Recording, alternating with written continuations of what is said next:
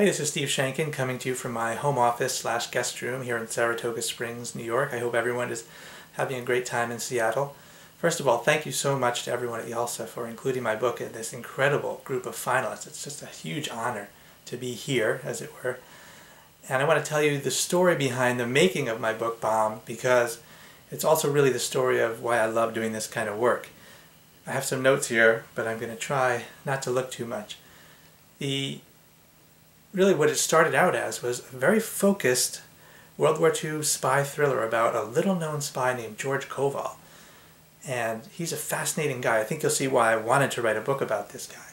He was born in 1913, the son of Russian Jewish immigrants in Iowa. Grew up in Iowa at about age 15. He had already graduated high school. The guy was a whiz kid.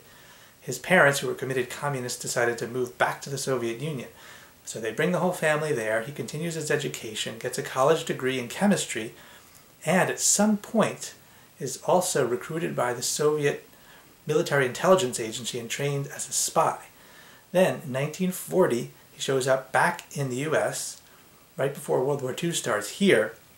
So when the war began, he enlists in the Army, and they give him aptitude tests and realize he has these technical skills off the charts, and they decide to train him for technical work. They have no idea he already has a chemistry degree from an institute in Moscow.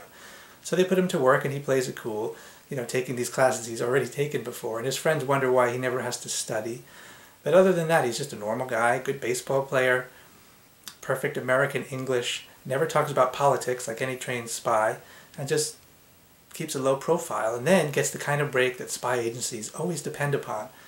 The Army decided to send him to Oak Ridge, this top secret plant where Robert Oppenheimer's scientists were enriching uranium for the atomic bomb. And they gave him the perfect job for a spy. They told him to go throughout the plant and monitor radiation levels in all the different areas of Oak Ridge. So he's taking notes, but he's seeing everything, and he has access to everything. And we think that all the while he was sending this information, what he was seeing, back to Moscow. Then, we do know for a fact that he was honorably discharged, no one suspected him, moved back to New York City, and in 1948, vanished from the United States. Now, so you can see why I got excited about this story. You've got this really interesting hero slash villain, a very shady character who's involved in this world-changing event, the making of the bomb.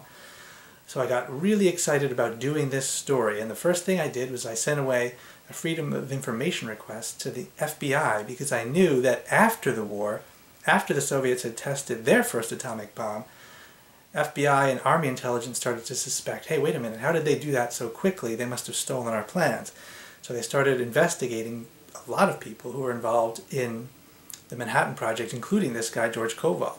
So I said, I want to look at his file, and they sent it to me, 1,000 pages on a CD. I thought, this is a gold mine. These sources are incredible, because the FBI interviewed everyone they could find who knew him, girlfriends, other friends, co-workers. And then I started looking at it and reading through these pages and pages of interviews, and I realized every time they started to get to something good, it was blacked out. And every time they were going to mention someone's name, it was blacked out. And I thought, this is not the kind of primary source I was looking for, and I realized maybe I'm not going to be able to find out enough about this guy.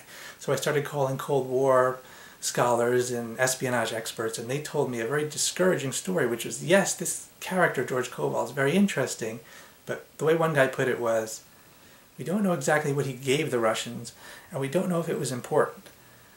So that really sounded to me like a dead end, and I was in a panic because I had invested time and more importantly, I just wanted to write this story. And I called my great editor at Brook in a panic and started suggesting really stupid alternative book ideas. And she talked me down very calmly and said, no, go back to the Manhattan Project thriller idea, but approach it in a different way. Maybe look for other characters. And I did, and I started reading.